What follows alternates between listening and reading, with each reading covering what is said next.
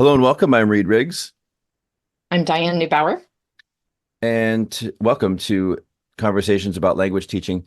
I'm going to be leading this episode, and our focus today is on this is not the title, this is a description.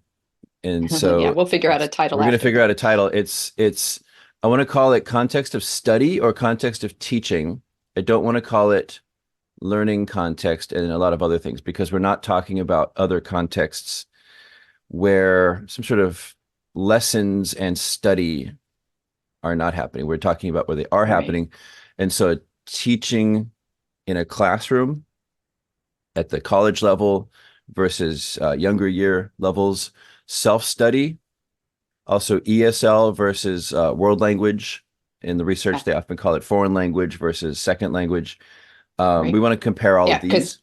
yeah, Mhm. because in the US it'd be ESL to world language, but perhaps in France it would be French language teaching in France to people who are new to French, adding French. So like the second language is that context. So it Yeah. is different from the quote foreign, the world language context. Or we're talking about it's just not a prevalent language in that location. That's how we're Yeah. using that. These are kind of legacy terms, and they're useful Yeah. because as you read back through research, they're the terms that are used. And so you want to make sure you know what the person is talking about when they say we're looking at a foreign language context. And so that's what we now would call typically a world language context. And we dislike In the the word US, yeah. foreign because it is actually pretty prevalent in pockets, like in less easy Yeah, to find places. It's yeah, there. Yeah, yeah. And some are indigenous languages. They're yeah, just not now right. prevalent in the location or Opposite of foreign, right? right.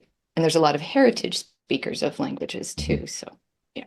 Um, so what's not in the scope of today's episode is other places where you just pick up a language. So picking it up at home with family that speak the language, picking it up in a workplace, volunteering maybe, um, or Mhm. happening to overhear some kind of or TV or anything else. It's not some sort of planned kind of curriculum. That's what we're not talking Right. about. So So we're thinking of people who are trying to gain an additional language through some sort of efforts. Is that um, and comparing context for those? specifically teaching, yeah. And so we're including self-teaching. So I think that Yeah. teaching is an okay term. Study is another term I think is okay. And in fact, when I think about Krashen's terminology of learning versus acquisition, learning butts heads with the term learning in psychological research, which Yeah. is mostly implicit learning and not the kind of like classroom study that I think he was talking about.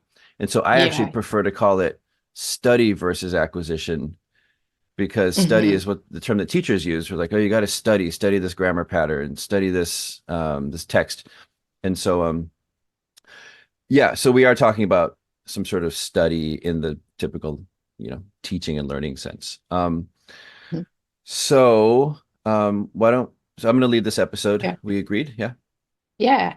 Since you mentioned the crashing thing, I've noticed that those terms, as you just noted, learning can be of more than one type in terms of psychological research. So there's implicit learning kind of happening without you being aware of all the processes that are happening and all the gains that you are making in your learning. Explicit learning, very directed, very aware of the process of the outcome of the thing aiming at learning, something like that. So if you talk about explicit grammar, teaching or learning, you're talking about like, here's a supposed rule, learn this rule, practice this rule, something like that. Implicit would be experiencing that grammar in context over time and over time growing in your own ability to produce it in a native like way. So there's like, yeah. And I Yeah. think the learning acquisition thing that is from Krashen's terminology isn't as commonly used in research now. We could post the Was Krashen Right article by Hmm. Karen Yeah. Lichtman and Bill Van Yeah. Patten that gets into some of this. Like how is it reconceived and reconceptualized now? But I realized often in our podcast, we're using the term learning and we're using it maybe of implicit learning, maybe in general, but we're not usually referring to it in the sense of like where Krashen would write about a kind of a clear division of acquisition versus learning. Yeah. Um, so I if we I ever confuse people, that's possible. Yeah, that we're not following Krashen's original, yeah, dichotomy in those terms with those definitions. I would also add to it. Um, I think the term explicit implicit that comes up in our teaching circles is assuming it's either assuming traditional teaching where here's a grammar pattern and that's the focus of everything. Here's some words you can plug into it. So in that sense of implicit versus explicit, that we would prefer an implicit, sometimes pop up Based. kind of, Hmm. yeah, the kind of thing. But also, I'm a pretty radically communicative outlook kind of teacher. Like that's my perspective on things. I'm not really talking about language in a structured sense, not the way that textbooks structure it, not the way that Yeah, teachers often think, where it's like these are the words that we're going to be acquiring today. right. Um, I'm thinking about this big complex system of Hmm. like a lot of it's just like chunk phrases that you need for specific situations, and you're going to acquire those through exposure to seeing those chunk phrases used in In whatever those situations, context, yeah. yeah, in those situations. And so when I say learning, I'm not, unless I distinguish, I'm not usually making a distinction between explicit and implicit because I'm not defining it in terms of those traditional grammar teacher goals and even what language is. And so to me, I Hmm. don't really care if it's explicit or implicit. It's like I'll point out, oh no, we don't. If you say it that way there, it's not really what that means. If you say it this way here, this is more typical what people say. Students will ask me like, why can't I say it my way? Your way is just a weird way that no one says it that way, and this It's is just the not what's typical way. done. Yeah. So I would call those explicit because we're talking about Yeah, it, we're drawing there. attention to it, but I wouldn't call it explicit in that normal teacher sense of explicit because I'm not a normal teacher. I'm not a I'm not a structuralist teacher. I don't think of the Yeah. language. I don't work through the language. I don't teach the language in the In a structured. sequenced, Yeah, first yeah. this word, now that word kind of Yeah, a thing. yeah. Mhm. Even language itself to me isn't. Yeah. I recognize these other definitions of language. Like I recognize Bill Van Patten's called generativist view of these really complex, abstract things going on. Right. I'm more talking about language usage, and that's really what we're getting at in my classroom. So it's just a Mhm. whole different paradigm of what language is. Yep. I guess that brought it back full circle to our goal for today, which is talking about our context. Um, so let's just start with two. Let's compare. How about let's start with the big one, self-study versus in a classroom. Yeah. Um, we've got grades in a classroom, and we've got all kinds of institutional needs in a classroom that Yeah. self-study just doesn't have. Right. And we've got other learners there, and we've got other opinions about goals than maybe what the learner in the classroom has. So I think in teaching students that I've had, they come in with a whole variety of goals, one of which would be to not hate being in that classroom. Yeah, yeah, and yeah, and whatever they need to do to make that happen. Now, if the teacher does something that they think, okay, I can get on board with that, what we're doing right now, great. But sometimes students will ensure that they don't hate being in the classroom by finding their own thing, yeah, daydreaming, yeah, yeah, doing something off task, acting out sometimes. Some of those are messages to the teacher of, we are at somehow at not tracking together. We have different goals yeah. at this moment, and this student doesn't like my goal for you right Right. now. And so, yeah.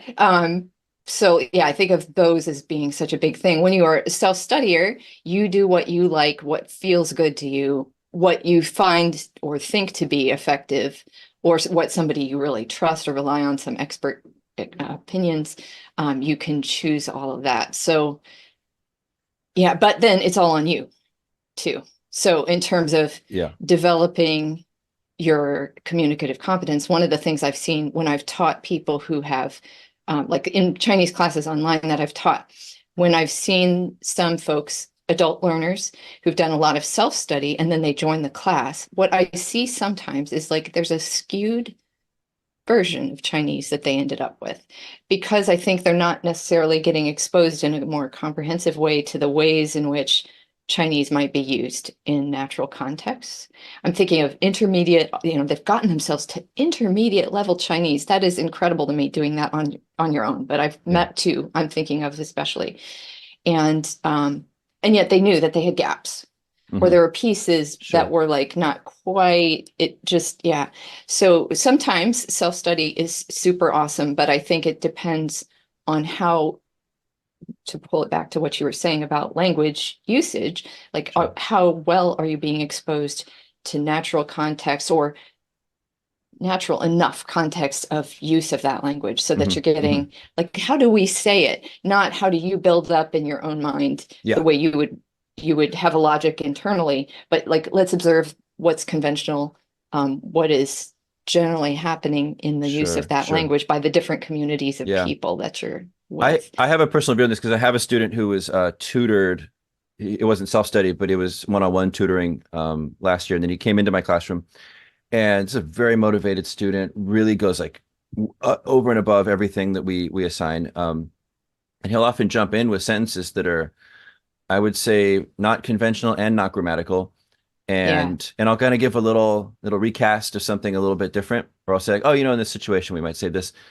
And he often he'd be like, well, wait, but I learned this word before. Oh, but wait, there's always a little extra discussion where he's like, but wait, why can't I say what I just said?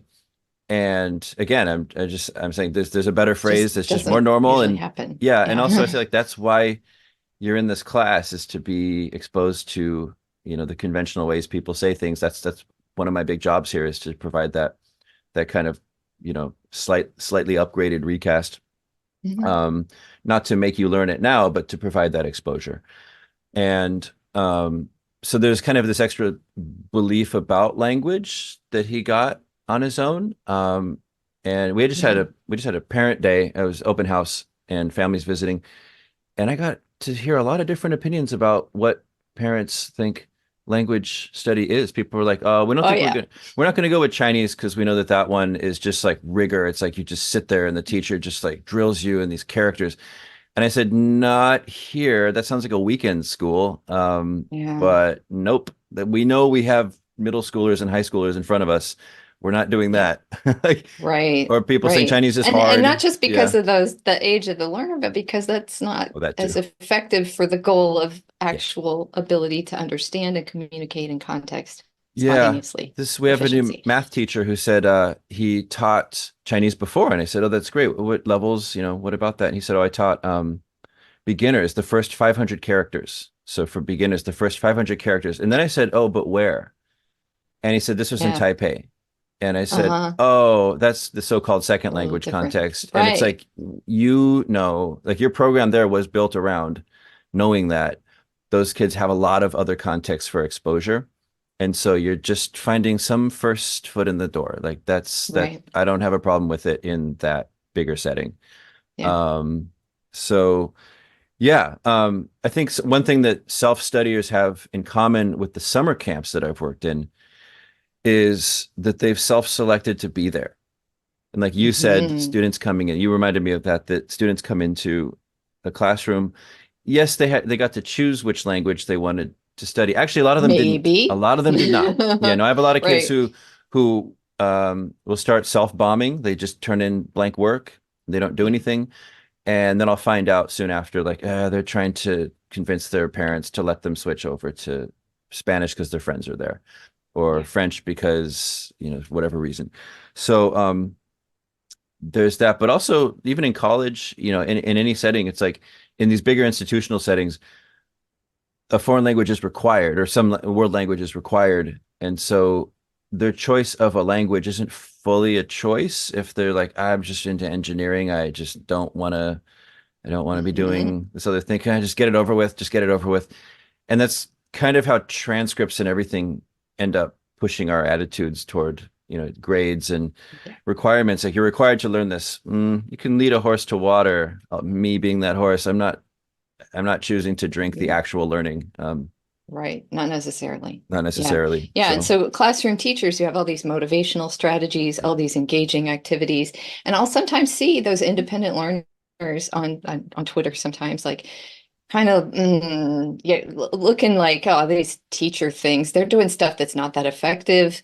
What you really need to do is, this sort of very clear sequence methodology approach mm, that I do, and I spend an hour and a half every day, and I really, I'm like, whoa, yeah, whoa, you have that you are motivation. different. Yep. Yeah, you are You a have that different membership. situation Right. entirely. Yeah, That's right. and we have to deal with also the fact that at the school level, everybody else thinks that language is just another one of the subject matter.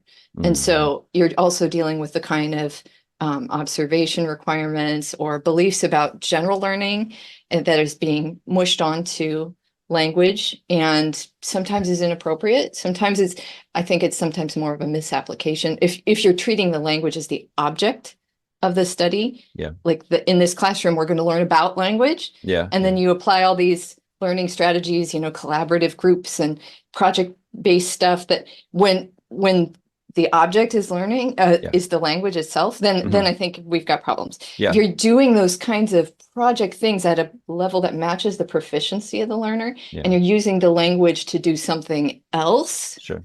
Yeah.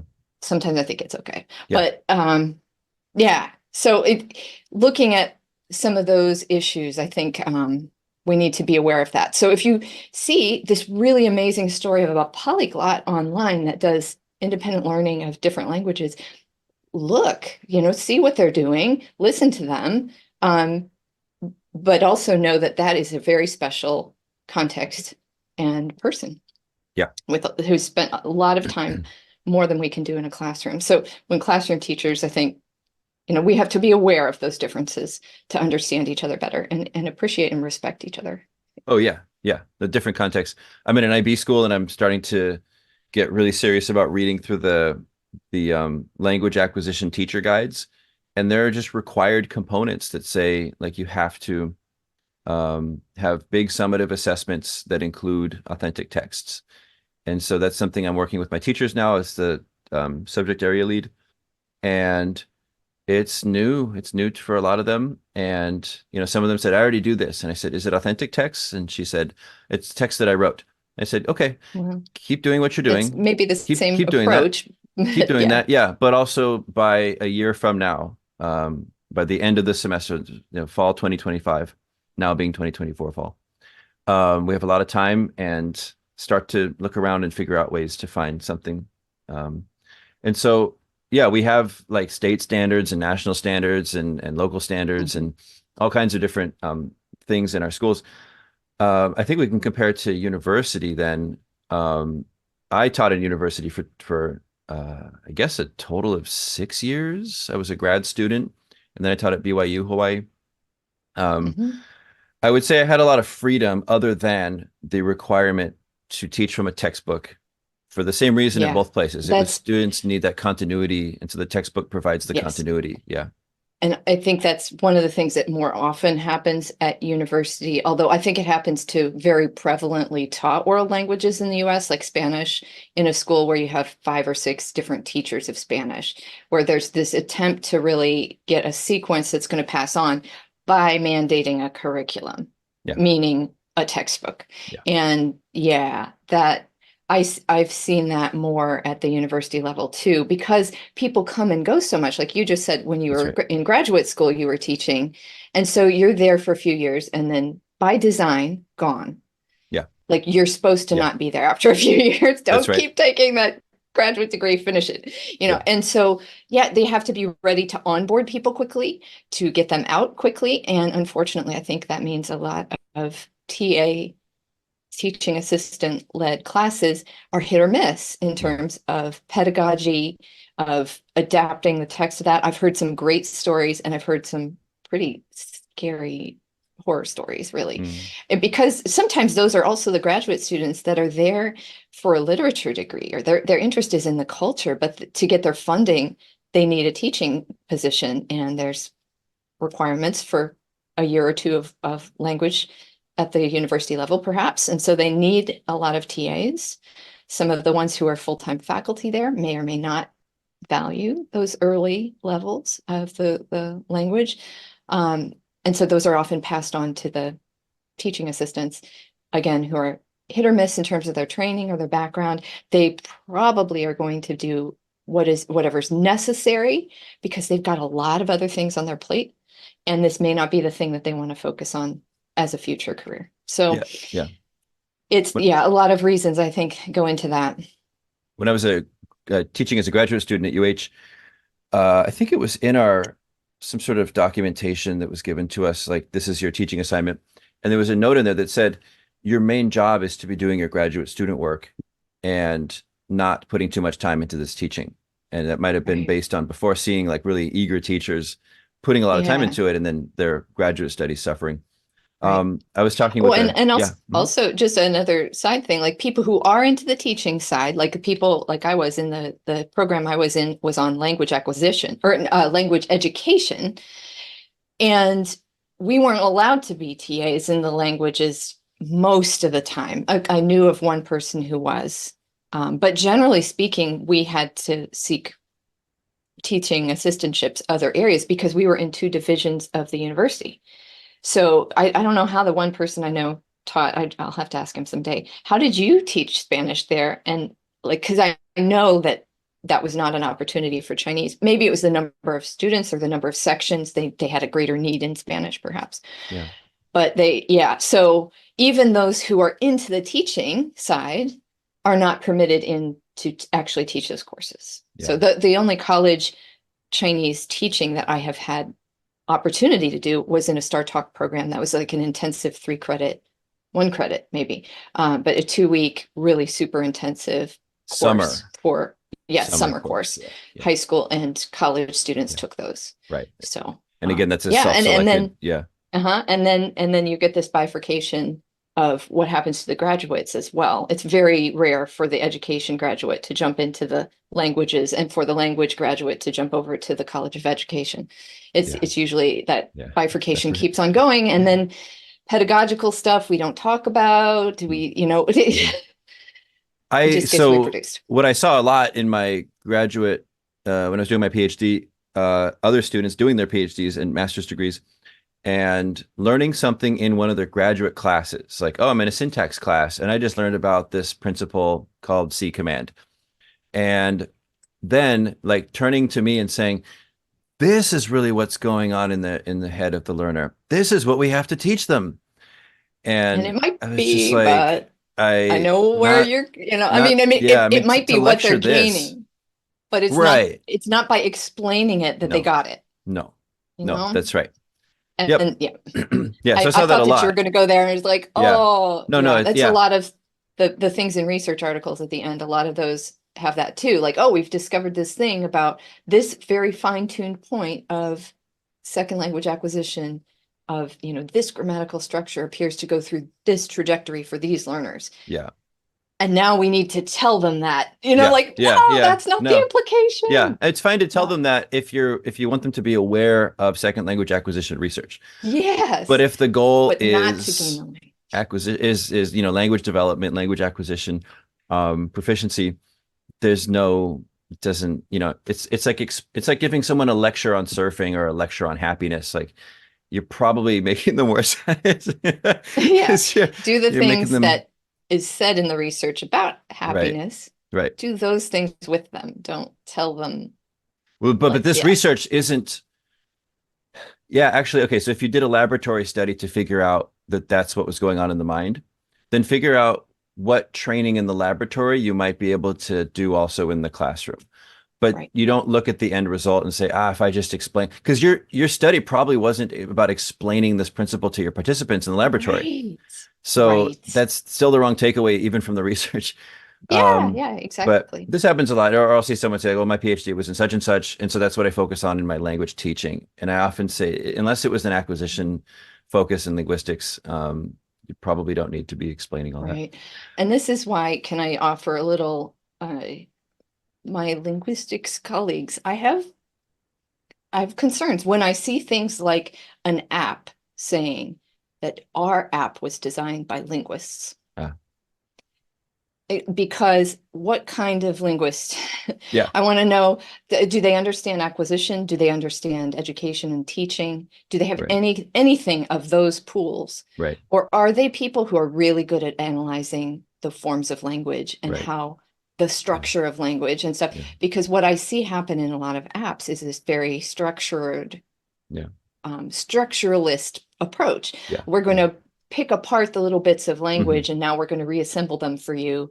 We're going to, throw this grammar piece at you now, and you're going to Yeah. practice it to accuracy, and then we're Hmm. going to give you another one. Yeah. And I'm, It's a grammatical syllabus, as they call it. Yeah. yes, I think that it's not just linguists that can do that, of course, but I think that sometimes a linguistic without the acquisition or without the classroom piece, Mm. something that has helped them to really see the way that people interact Right. and how people Yeah. actually are organisms that grow over time rather than Yeah. this, yeah. This, and So, similarly, not just grammar and the structure of language, but also I see a similar problem with pragmatics, the way that that's talked about. So pragmatics just means actions.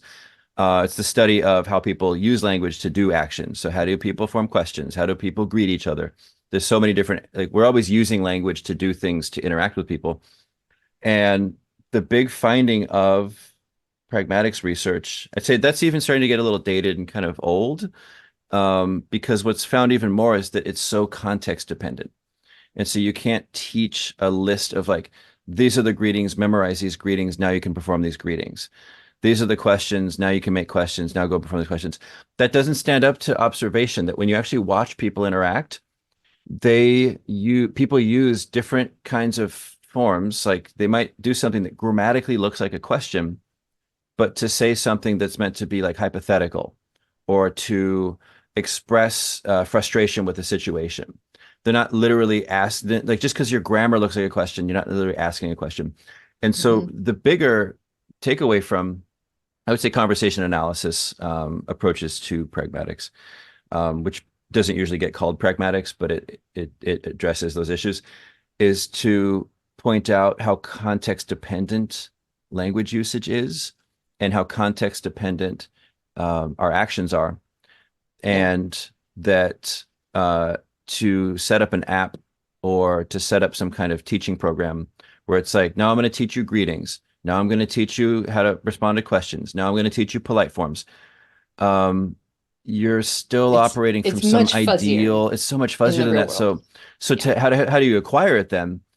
You acquire it through like slow and piecemeal, lots and lots of exposure to people using language in as naturalistic as possible situations. And a teacher interacting with students is a legit, it's one. genuine sequence of interaction. Like you can get a lot of it through a classroom if the teacher's using the language with the students. Yep. Teachers can be funny and playful. Teachers do ask questions. Teachers do muse. You might stand there and muse about something. There's a lot of actions that are happening because we're still humans and humans do these things naturally. It's when Yeah, you sequence it that you've broken up that natural thing. And then students aren't getting the exposure, and I would say that you're teaching something that doesn't actually apply to real communication. right, Yeah. right. Yeah, so Um, classrooms count, use the language in the classroom. yeah. Big takeaway. Yeah. And Yeah. it's, if you want to do it, if you say like I got an internship, it's at a French bank. And so I'm going to be, just hearing French all day, interacting with French people. That's how I'm going to learn French. Um, a classroom can be that too. Like we just have to be willing to use the language to do our classroom business. Right. Um, so Yeah. yeah, Yeah, foreign it would be versus, a oh, go ahead. tangent, but it's, Yeah. yeah, Mhm. it's the that, that sometimes I think the best language learning opportunity in the classroom is those daily communication needs. Pass the paper, stand up, get that thing. Can I We go to need the to close the bathroom? door. Can I go to Yeah. the bathroom? Some of Are the those lights kinds on or of like, off? Yeah. yeah. Hey, how are you today? Oh, that looks, and Did you have a good I weekend? Yeah. sometimes, yeah, sometimes we use our shared language with students to communicate those things right on. We need to meet them there too. But if we can start to bring in the language to that, those are real uses of language that are Yeah. important, and they're so regularly happening. That's going Yeah. to be really some great learning. So don't think of the instructional time as separate from that. Like all of the things you're doing in there are Yeah. potentials. Yeah. And if you're using the language to do your daily stuff, you get way more repetition, repeated exposure compared to, one lesson where you brought up like fire trucks and fire hydrants, or that'd be for maybe little kids, but whatever your lesson was, like we learned about the the Mongolian New Year that coincides with the Chinese New Year and the foods they eat and the competitions they have. We did all that in this very complex text, had discussions, looked at pictures. We did a lot of that. once that lesson was done, we've brought it up a little bit, little kind of picture review things, and we see what everyone remembers about pictures. It has come up again, but nowhere near the level of repeated frequency that like, can I go to the bathroom? You know, those things. You know, do you want the lights on or off? My students like the lights off usually, but on a rainy, Mhm. dark day, I'm like, do you want the lights on? Like, yeah, lights on. And so I do that all in the language, and they're just well trained at those things. And then once those are automatic, I can have little follow-up interactional turns. It's like, oh, Right. okay, lights on is Build good. it. Yeah, so you want to go to the bathroom? Yeah, you can go to the bathroom. Thank you. You're welcome. It's like these extra little turns build onto it. So Right. So you um, can add them you gradually can in. add them. So another thing that comes up, I think that foreign versus second is the classical terminology, foreign language versus Big second difference. language, or now we call um, world language versus second language, I guess. Maybe, or Um, in the US, sometimes it be talked about as English to speakers of other languages, okay. or English as a second language, or multilingual education, where Mm. that term is used to really help support the home languages of students, and not to treat them like, oh, they're just Oh, an interesting. English Yeah. learner. Yeah. They have one or more languages that they know now, and Yeah. now they're adding English. And as teachers, we want to support the addition Yeah. of English, not the subtraction of the first languages. Oh, sure, sure. So yeah, so that, Yeah. but that's the context where maybe at home in the family, they speak something that is other than English in the US at least. Mhm. And so at school is where they're maybe mostly encountering English in terms of a learning goal. Yeah, but so if we look at the classroom, just the language classroom, then Hmm. what you're usually seeing is people who come into that classroom, and the classroom is just one point of exposure, and it's a place where the teacher really can break things down, um, and identify a lot of needs. Like, you're going to need to go to this cafeteria during lunch. We know this because everyone does at our school, and therefore we can set up some, English language lessons around what's going on there. We can have photos of it. They'll be familiar to you because we know you're going there every day. Yeah. We can have conversations about things you can do there, things people say there. We could even break down grammar if you want, because this is just a small point of like all the other places that this language you're going to be exposed to. Um, Whereas in our world language context, it's really hard to identify need, like any need, Yeah. like any Immediate any need need at at any all, rate. any It's immediate yeah. need. Yeah, there's something that So I would it actually call a need. It's like, do you need to go to Chinatown? Do my Chinese students need to go to Chinatown?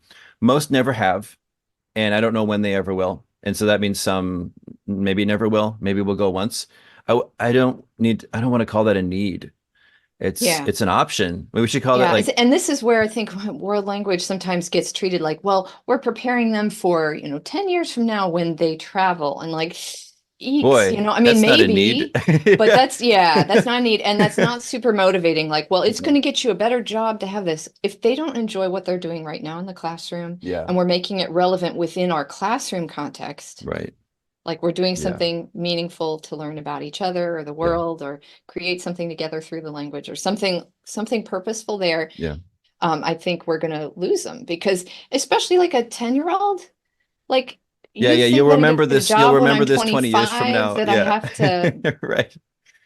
that just doesn't, yeah, Yeah. we don't Yeah. know what they're going to really need anyway. Maybe Hmm. what we're doing now at age 10 is they're starting to learn how to learn languages. And Sure. so when they're 28 and they get placed in a job where they're half their coworkers speak another language, they're going to be able to cope with that better Yeah. and stuff like that. So, Yeah. Yeah. yeah. I think, And yeah, yeah. I, I, I, I think the other thing about that second language environment, besides getting lots of other exposure to it, unlike a world language, is in the US, particularly right now, funding is tied to kids getting through a test. Hmm. Hmm. So I need to really sit down and parse that whole test, but it's called the access test, at least in the state of Kentucky. That's what they use. And I think a lot of places do. WIDA, this WIDA, is an association for ESL. Hmm. And the test, the access test, is what allows schools to pull in funding to get teaching help and support for kids who are English language learners in the school. And so those multilingual children have extra support at a certain level of their English proficiency. But after they pass through the access test, which the school has pushed hard to get them through as quickly as possible, Mm, then so there's kind of this steamroller always going in the back of the sure. ESL teacher. Like, yes, there's a lot more exposure to language, but there's also a very high stakes test pushed Yeah. quickly. Yeah. And they have the needs of the homeroom teachers. I'm thinking of elementary school particularly, where this child is not exclusively in the ESL classroom. And so they are trying to help them cope with an English language classroom environment Yeah. with a little bit of extra help being pushed in or pulled out to accelerate their learning, Yeah. or to help them cope with what they just had in a math lesson in their second grade classroom Yeah. that was entirely done in English with the teacher who may not have that training. And Yeah. so, I mean, there's a lot Mm, of factors going into those sorts of second language classrooms. I'm thinking again, K to 12, US, yeah. very multilingual populations and a mix of languages in Yeah. that second language classroom. So Yeah. there's no shared language between the teacher and the kids. And that's a Mm, huge factor in what resources we have available. yeah. Tech helps. I Yeah. keep hearing my job is working with these folks now mostly and preparing teachers for those contexts. And technology definitely can help with some languages more than others. But where I'm concerned is that in some cases that's the tool that teachers know about Yeah. is the technology translator. I see. And Mm, ultimately that's not where we're trying to head with that child. yeah. We want them Yeah. to retain and expand their home language Right. and add the English. So, we leverage their known languages, yes.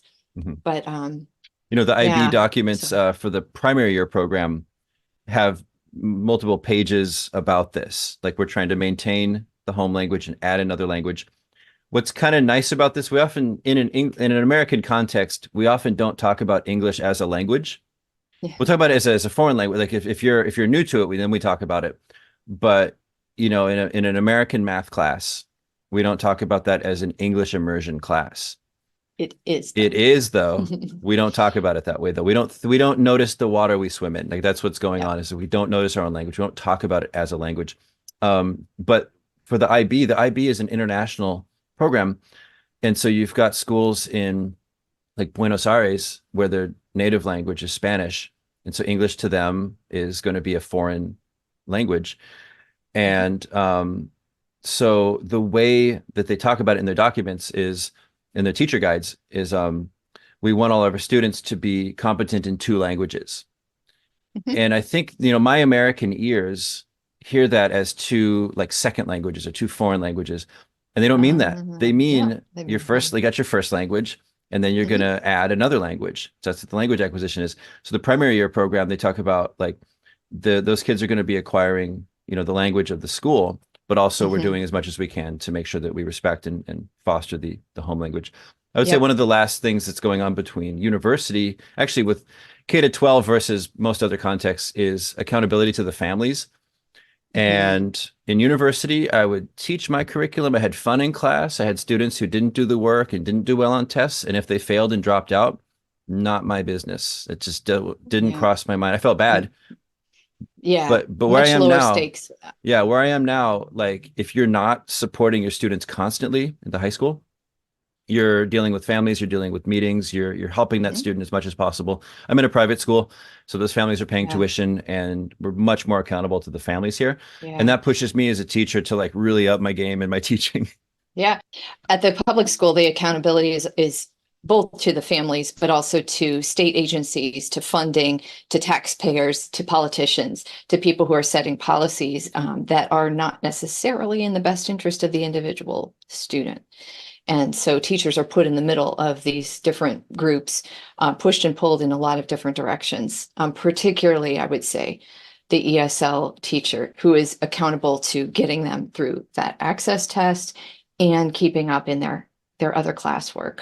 So it's a very challenging environment.